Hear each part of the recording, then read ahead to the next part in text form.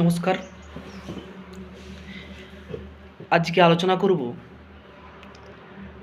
একাদশ শ্রেণীর বর্তমানে যে সেমিস্টার সিস্টেম, সেই সেমিস্টার সিস্টেমে পাঠ্য গল্প কালজয়ী লেখক বিভূতিভূষণ বন্দ্যোপাধ্যায়ের পুঁই মাচা গল্পটি। প্রথমে লেখক সম্পর্কে দু চার কথা বলে নিই, খুব আন্তরিকতার সঙ্গে আমি বোঝানোর চেষ্টা করব। আমরা যদি বাংলা সাহিত্যের ক্রমবিকাশের দিকে লক্ষ্য রাখি, আমরা দেখেছি যে বাংলা সাহিত্যের বিভিন্ন সময়ে বিভিন্ন মহান সাহিত্যিক এসে বাংলা সাহিত্যকে অলঙ্কৃত করেছেন, বাংলা সাহিত্যের পথ প্রশস্ত করেছেন। ঠিক সেরকমই বাংলা সাহিত্যের যে ত্রয়ী বন্দ্যোপাধ্যায়ের কথা আমরা জানি, মানিক বন্দ্যোপাধ্যায়, তারাশঙ্কর বন্দ্যোপাধ্যায় এবং বিভূতিভূষণ বন্দ্যোপাধ্যায়, এই ত্রয়ী বন্দ্যোপাধ্যায় মানে রবীন্দ্র পরবর্তী সময়ে বাংলা সাহিত্যের হাল যারা ধরেছিলেন, বাংলা সাহিত্যকে একটা অসাধারণ জায়গায় যারা পৌঁছে দেওয়ার চেষ্টা করেছিলেন, তাদের মধ্যে অন্যতম হলেন এই ত্রয়ী বন্দ্যোপাধ্যায়রা। এবং তার মধ্যে তো একজন অনবদ্য কালজয়ী লেখক হলেন বিভূতিভূষণ বন্দ্যোপাধ্যায়। আমরা যদি বিভূতিভূষণ বন্দ্যোপাধ্যায়ের জন্ম মৃত্যু একবার দেখি, তাহলে আমরা দেখতে পাই যে বিভূতিভূষণের জন্ম 12ই সেপ্টেম্বর 1894 খ্রিস্টাব্দে এবং মৃত্যু 1950 খ্রিস্টাব্দের 1 নভেম্বর। আমরা জানি যে বিভূতিভূষণ বন্দ্যোপাধ্যায়ের যে তার অসাধারণত্ব প্রকাশ পেয়েছে বিশেষত ছোট গল্প এবং উপন্যাসের মধ্যে দিয়ে। আমরা জানি পথের পাঁচালী তার একটি কালজয়ী উপন্যাস, এছাড়াও আমরা আরণ্যক পাবো চাঁদের পাহাড়, অপরাজিত, এগুলো তার কালজয়ী উপন্যাস। এই উপন্যাসগুলি বাংলা সাহিত্যকে আরও সমৃদ্ধি এনে দিয়েছে। এই উপন্যাসগুলির মধ্যে দিয়ে বাংলা সাহিত্য আরও ফুলে ফেঁপে উঠেছে, পাঠকদের কাছে গ্রহণযোগ্যতা পেয়েছে। তাই এই গ্রহণযোগ্যতার নিরিখে কিন্তু বিভূতিভূষণ বন্দ্যোপাধ্যায়ের অবদান চিরস্মরণীয়। আমরা যদি যে ট্রেন্ড, সেই ট্রেন্ডের দিকে যদি আমরা লক্ষ্য রাখি, আমাদের পাঠ্য গল্প পুঁই মাচা, এই পুঁই মাচা গল্প নিয়ে আমি অবশ্যই আলোচনা করব। কিন্তু তার আগে বিভূতিভূষণ বন্দ্যোপাধ্যায় 1991 খ্রিস্টাব্দে ইছামতি, তার যে একটি গুরুত্বপূর্ণ এবং অসাধারণ কীর্তি ইছামতি উপন্যাস, সেই ইছামতি উপন্যাসের জন্য রবীন্দ্র পুরস্কারে তিনি ভূষিত হন, মরণোত্তর রবীন্দ্র পুরস্কার পান। এবং আমরা জানি যে রবীন্দ্র পুরস্কার পশ্চিমবঙ্গের সর্বোচ্চ সাহিত্য পুরস্কার। এই সাহিত্য পুরস্কারে আমাদের লেখক বিভূতিভূষণ বন্দ্যোপাধ্যায় ভূষিত হন। এরপর আমরা যদি পুঁই মাচা গল্পের আলোচনায় আসি, প্রথমে আমি উৎস বলব। পুঁই মাচা গল্পটি মেঘমল্লার নামক গল্পগ্রন্থে প্রকাশিত হচ্ছে এবং 1931 সালে প্রবাসী পত্রিকায় ধারাবাহিকভাবে প্রকাশিত হচ্ছে। এই হলো পুঁই মাচা গল্পের উৎস। এরপর আমরা যদি পুঁই মাচা গল্পের মধ্যে প্রবেশ করি, আমরা জানি যে বিভূতিভূষণ বন্দ্যোপাধ্যায় প্রকৃতি প্রেমী।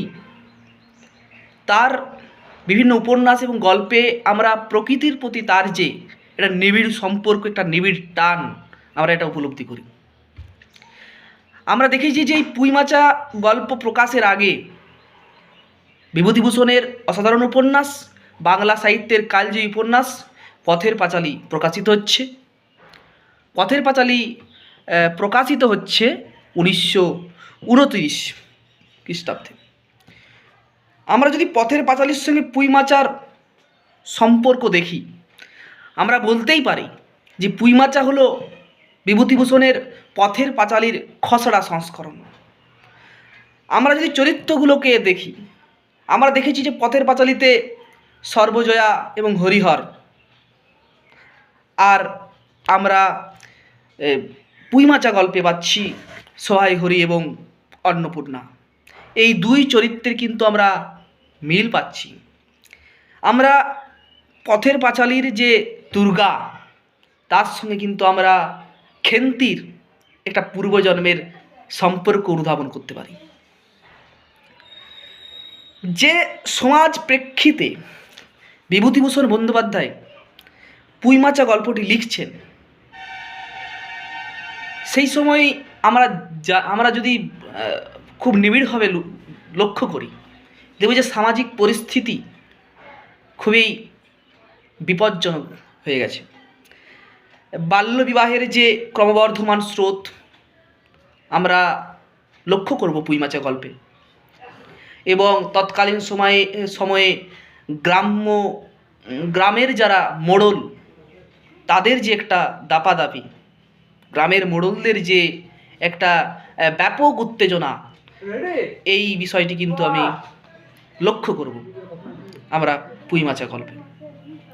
পুঁইমাচা গল্পের শুরুতেই যদি আমরা দেখি যে খুবই দরিদ্র এবং প্রতিনিয়ত দারিদ্র্যের সঙ্গে কঠোর সংগ্রাম মুখর একটি পরিবারের বর্ণনা এখানে রয়েছে, এবং যার স্পষ্ট আভাস পাই আমরা এই সহায় হরি, অন্নপূর্ণা, খেন্তি, পুটি এবং রাধি এই চরিত্রগুলির মধ্যে দিয়ে। আসলে বিভূতিভূষণ বন্দ্যোপাধ্যায়ের উদ্দেশ্য আমরা যেটা পথের পাঁচালীতে দেখেছিলাম তার অনুরূপভাবে এই গল্পেও একটি দারিদ্র্যে জীর্ণ পরিবারের যে তৎকালীন সময়ে তাদের যে অবস্থা, সেই অবস্থার বর্ণনা দেওয়া। আমরা জানি যে সেই সময় বাল্যবিবাহের যে ট্রেন্ড চলছিল, তার হাত থেকে কিন্তু রেহাই পায়নি এই গল্পের অন্যতম, আমরা যদি বলি, নায়িকা চরিত্র খেন্তি। আমরা জানি যে সহায় হরি এবং অন্নপূর্ণার যে গরিব সংসারে নিত্যদিন অভাব, সেই অভাবের মধ্যে দিয়ে তাদের মধ্যে আরেকটি বড় অভাব হলো সামাজিক যে অন্তর্শূন্যতা। অর্থাৎ খেন্তির বয়স হয়েছে 14 বছর, কিন্তু তার মধ্যেই তার যে বিবাহ হয়নি, এই বিষয়টি কিন্তু সেই সময় জ্বলন্ত সমস্যা হিসেবে এই গল্পে কিন্তু দেখা দিয়েছে। আমরা যদি লক্ষ্য করি, দেখব যে এই খেন্তির আগে একবার বিবাহ ঠিক হয়েছিল, কিন্তু সেই পাত্রের আমরা যদি দেখি গল্প, মজুমদারের পুত্রের সঙ্গে, মজুমদার মহাশয়ের, সেই পাত্র চারিত্রিক অসঙ্গতিতে দুষ্ট, তার জন্য সহায় হরি চায়নি তার মেয়েকে গভীর জীবন দুঃখের দিকে ঠেলে দিতে, তাই সেই বিবাহ তারা বাতিল করে। এই বিষয়টি আমরা দেখি যে গ্রামের মোড়লরা, বিশেষ করে কালীময় বাবু, আসলে তৎকালীন সময়ে এখনও এই অবস্থার ততোধিক পরিবর্তন হয়নি। গ্রামের এক শ্রেণীর মানুষ, বাকি যে অর্থনৈতিক অবস্থা যাদের প্রভাবশালী নয়, তা যাদের প্রতিপত্তি নেই, সম্পত্তি নেই, তাদেরকে পিষে দেওয়ার, তাদেরকে চেপে রাখার চেষ্টা করে। আমরা এই পুঁইমাচা গল্প তা লক্ষ্য করছি। আমরা দেখছি যে কালীময় বাবু এবং তার যে দল, অর্থাৎ গ্রামের মোড়লদের দল, এদের উদ্দেশ্য গ্রামের ভালো করা নয়, এদের উদ্দেশ্য গ্রামের মানুষকে আরও কী করে দুঃখের দিকে ঠেলে দেওয়া। গ্রামের মানুষের ভালো করার বিন্দুমাত্র ইচ্ছে এদের নেই। এদের ইচ্ছা, এরা শুধু বহাল তবিয়তে এরা নিজেদের শ্রেষ্ঠ আসনে প্রতিষ্ঠিত রেখে গ্রামের মানুষদেরকে শোষণ পীড়নে বঞ্চনা করবে। গ্রামের মানুষদের সর্বদাই তাদের চোখে বেদনাসিক্ত অশ্রু নিঃসৃত করবে। খেন্তির বিবাহ মজুমদার মহাশয়ের ছেলের সঙ্গে হয়নি বলে কালীময় বাবু সহায় হরিকে একঘরে করার সিদ্ধান্ত নিয়েছে কালীময় বাবুর দল। কারণ আমরা যদি গল্পটি ভালো করে পড়ি, তাহলে আমরা অবশ্যই লক্ষ্য করব যে এই কালীময় বাবুর ব্যক্তিগত স্বার্থ এই বিয়ের পিছনে ছিল। কারণ কালীময় বাবু তার প্রচুর টাকার দেনা আছে মজুমদার মহাশয়ের সঙ্গে, তাই ব্যক্তিগত স্বার্থ সিদ্ধি না হওয়ার জন্য এই গ্রামের দারিদ্র্যপূর্ণ মানুষটিকে বা মানুষটির পরিবারকে আরও দুঃখের দিকে ঠেলে ফেলে দেওয়ার চরম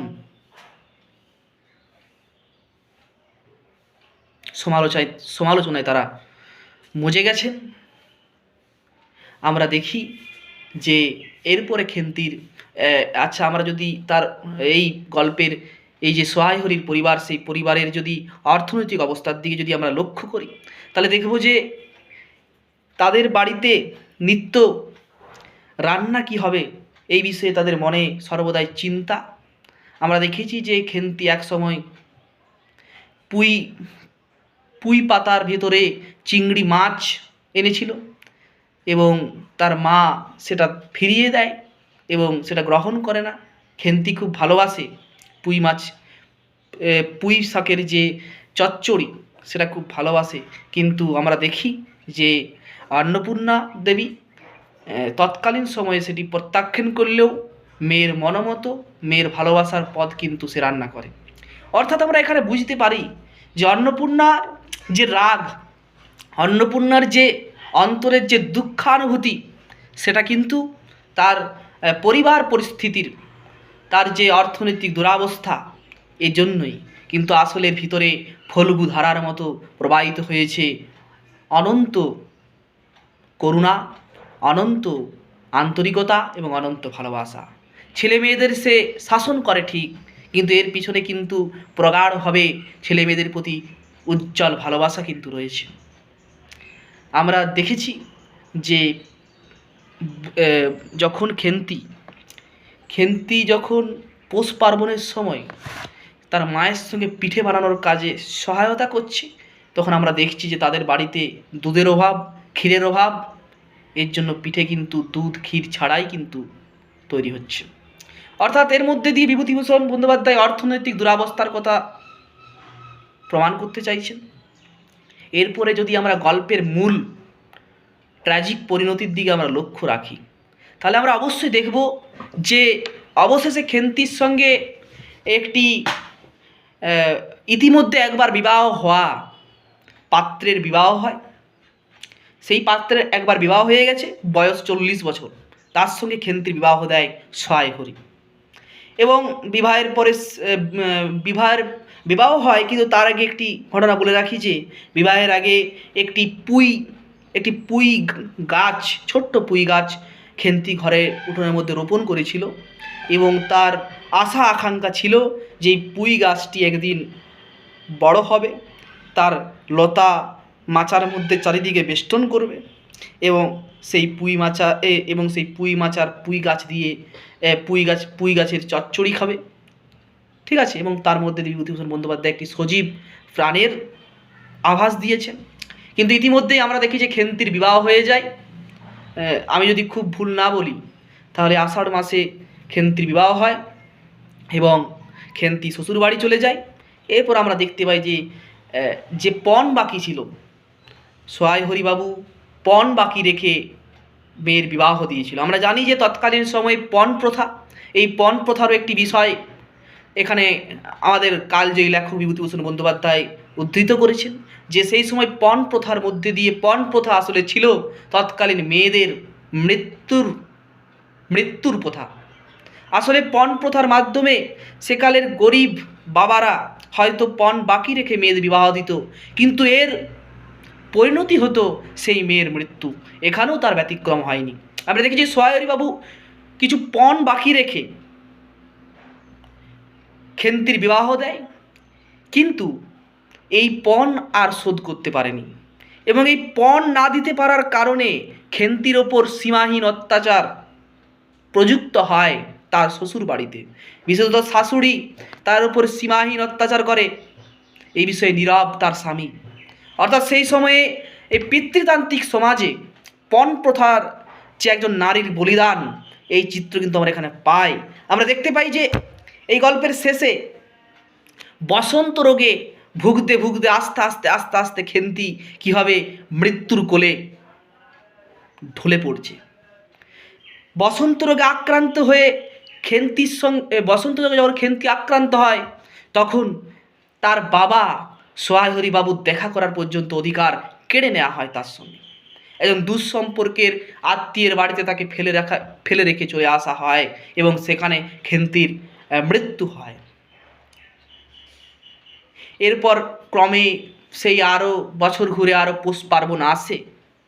আমরা দেখি যে সহায় হরিবাবু সে নির্দিষ্ট কর্মে নিযুক্ত এবং আমরা অন্নপূর্ণা দেবীকে দেখতে পাই যে সেও ছেলে মেয়েদের নিয়ে সেই সারা বছর যেভাবে হয়ে মানে বছরের পর বছর যেভাবে হয়, মানুষের জীবন যে স্বাভাবিক গতিতে চলে সেই স্বাভাবিক গতির চিহ্নস্বরূপ তারাও কিন্তু সেই পিঠে বানানোর কাজে দুই মেয়ে এবং অন্নপূর্ণা দেবী নিযুক্ত।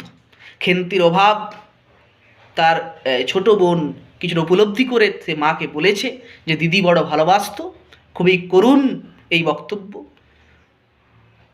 এবং তারা তারপরে লক্ষ্য করে যে খেন্তি যে পুঁই ডালটি এসে পুঁতেছিল, হয়তো সে আশা করেছিল একদিন সজীব প্রাণবন্ত হয়ে এই পুঁই ডালটি মাচার মধ্যে তার লতা পাতাগুলি বিস্তার করবে, কিন্তু আজ খেন্তি নেই, কিন্তু পুঁই গাছটি একটি মাচার উপরে তার ডালপালা বিস্তার করেছে। সে তার লতাগুলো যেন তার লতার ডগাটা যেন আমার হাতের তালুর মতো করে রেখেছে, অর্থাৎ সে যেন খেন্তিকে ধরে মানে সে এই পুঁই গাছটি যেন খেন্তি যেন ওই লতার ডগাটাকে তুলে সেকে যেন তার যেন এক হাহাকার ব্যক্ত হচ্ছে। এই সমাজ এই খুনি সমাজ কীভাবে খেন্তির জীবনকে শেষ করে দিল। বিবাহের অজুহাত দিয়ে কয়েক দল মানুষ নিজেদের স্বার্থ সিদ্ধির জন্য খেন্তির জীবনটাকে কীভাবে শেষ করে দিল, এই কথাই কিন্তু প্রতিধ্বনিত হয়। আমরা যদি গল্পের সম্পূর্ণ দিকটির দিকে লক্ষ্য রাখি, যে অসাধারণ সমাজ বাস্তবতার কথা এখানে আছে। গ্রামের মোড়ল সম্প্রদায় কীভাবে একটি কিশোরী মেয়ের ওপর বিবাহের বোঝা চাপিয়ে দিত সেই সময়ে। এবং আরেকটি বিষয় হচ্ছে, সেকালে পণ প্রথা, অর্থাৎ বাবার যদি পণ দিতে না পারতো তাহলে তাদের মেয়েদের উপরে যে সীমাহীন অত্যাচার হতো, এই বিষয়টি কিন্তু আমাদের লেখক বিভূতিভূষণ বন্দ্যোপাধ্যায় খুবই নিপুণ হস্তে কিন্তু আমাদের পরিবেশন করেছেন। অবশ্যই মনে রাখতে হবে যে এই খেন্তি যদি এই বিবাহ প্রথা, সেকালের অদ্ভুত বিবাহ প্রথার বাল্য বিবাহ প্রথায় যদি বলি না হতো, তাহলে হয়তো আজ খেন্তি সেই পুঁই গাছটির দিকে তাকিয়ে আনন্দের হাসত, কিন্তু তার খেন্তির জীবনে হলো না। সমাজের কয়েকটি মানুষরূপী পিশাচের দ্বারা তার বলি হলো। এ কিন্তু সেকালের সমাজের একটি অসাধারণ একটি খারাপ পরিণতি। আমরা যদি লক্ষ্য করি যে এক্ষেত্রে তার বাবা সহায় হরি, তার ভূমিকাও কিন্তু আমার যেটা মনে হয় যে সহায় হরির ভূমিকাও কিন্তু এক্ষেত্রে খুব ছোট।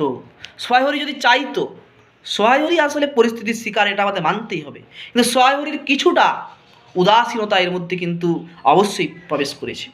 পিতা যদি চায় যে তার কন্যাকে ভালো রাখবে, কন্যার যে ভবিষ্যৎ, সে ভবিষ্যৎকে যদি সে সুনিশ্চিত করতে চায়, ভালোবাসায় পূর্ণ করতে চায়, তাহলে কিন্তু সে পারে। আমরা যদি সম্পূর্ণ গল্প পড়ি, তোমরা যদি সম্পূর্ণ গল্প পড়ো, তাহলে কিন্তু এই গল্পে দেখবে যে সহায় হরির উদাসীনতা কিন্তু অবশ্যই প্রকাশ পেয়েছে। খেন্তি চলে গেছে, কিন্তু পরের বছরে সহায় হরি সব কিছু ভুলে কিন্তু সেই হুকার ধোয়ায় কিন্তু সে মেতে উঠেছে। খেন্তি চলে গেছে, কিন্তু তার মা অন্নপূর্ণা দেবী এবং তার যে বোনেরা, তারা কিন্তু সেই কাজ অর্থাৎ তাদের কাজের যে ধারাবাহিকতা, সেই ধারাবাহিকতা কিন্তু কোনো পরিবর্তন হয়নি। আমরা দেখতে পাবো যে সমাজের যে মানুষ, আজকের যে সমাজ, সে সমাজের মানুষেরা কিন্তু তাদের জীবিত অবস্থায় কিন্তু তাদের চিহ্ন থাকে, কিন্তু তারা যে মুহূর্তে আমাদের পৃথিবী থেকে হারিয়ে যায়, তাদের কথা কিন্তু কেউ মনে রাখে না। একদিন তার দ্বারা যে সমাজের মঙ্গল সাধিত হয়েছিল, যে মানুষটির মঙ্গল সাধিত হয়েছিল, তারাও কিন্তু তাকে ভুলে যায় নির্দ্বিধায়। এই বিষয়টি খুবই দুঃখের। এক্ষেত্রে খেন্তিও হয়তো কিছুটা সময় ধরে তার মা বাবার কোলে লালিত হয়েছিল, তার পাড়ায় লালিত হয়েছিল, কিন্তু সে যে মুহূর্তে সে অসাধারণ পণ প্রথা দ্বারা এবং সামাজিক যে সমস্যা, সেই সমস্যায় যে মুহূর্তে তার কিন্তু বলিদান হলো, খেন্তির বলিদান হলো, তারপরে কিন্তু তাকে আর কেউ মনে রাখেনি। বিভূতিভূষণ বন্দ্যোপাধ্যায় কিন্তু এখানে তার নিখুঁত কলমের ভাষায় কিন্তু সে বুঝিয়ে দিয়েছে যে সেই সামাজিক মানে সেই সময়কার, অর্থাৎ এখনও কিছুটা আছে, এখনও একেবারে হারিয়ে যায়নি, সেই সামাজিক ব্যবস্থার যে অন্তঃসার শূন্যতা, গ্রামের মোড়লরা নিজেদের প্রভাব বিস্তারের মাধ্যমে কীভাবে মানুষগুলিকে, কীভাবে খেন্তির মতো মেয়েদেরকে কীভাবে সহায় হরি এবং অন্নপূর্ণা দেবীর মতো মানুষদের কীভাবে দুঃখের দিকে ঠেলে দিত, এর কিন্তু বর্ণনা লেখক বিভূতিভূষণ বন্দ্যোপাধ্যায় কিন্তু সুনিপুণ হস্তে আমাদের কাছে দিয়েছে। এবং পুঁইমাচা এই গল্পের নামকরণ, এক্ষেত্রে অবশ্যই আমাদের মনে রাখতে হবে যে পুঁইমাচার মধ্যে দিয়ে কিন্তু গল্পটি সর্বোচ্চ প্রতিষ্ঠা লাভ করেছে। আসলে এই গল্পের ফ্ল্যাশ লাইট কিন্তু পুঁইমাচার উপরেই পড়েছে। আমরা যদি লক্ষ্য করি, আমরা দেখেছি যে এই পুঁইমাচা শেষকালে এই পুঁইমাচার যে বর্ণনা আমাদের লেখক বিভূতিভূষণ বন্দ্যোপাধ্যায় দিয়েছে, তার মধ্যে দিয়ে প্রকাশ হয় যে পুঁইমাচা এবং খেন্তির যে সম্পর্ক, এই সম্পর্ক কিন্তু একটা গভীর সম্পর্ক। শেষকালে ওই পুঁই গাছটিকেই দেখে আমাদের মনে হবে যে এই যেন খেন্তি তার ডাল, পুঁই গাছটি যেমন তার লতা পাতাগুলিকে বিস্তার করে রেখেছে, তেমনি খেন্তি যেন নিজের হাতগুলোকে তুলে সে যেন মুক্তি চাইছে। এই সামাজিক সমস্যা, এই সামাজিক যে দুর্গতি, এই দুর্গতি থেকে খেন্তি মুক্তি চাইছে, কিন্তু তাকে মুক্তি দেওয়ার মতো আর কেউ নেই। সে হারিয়ে গেছে, খেন্তির মতো মেয়েরা সেকালে কীভাবে হারিয়ে গেছে।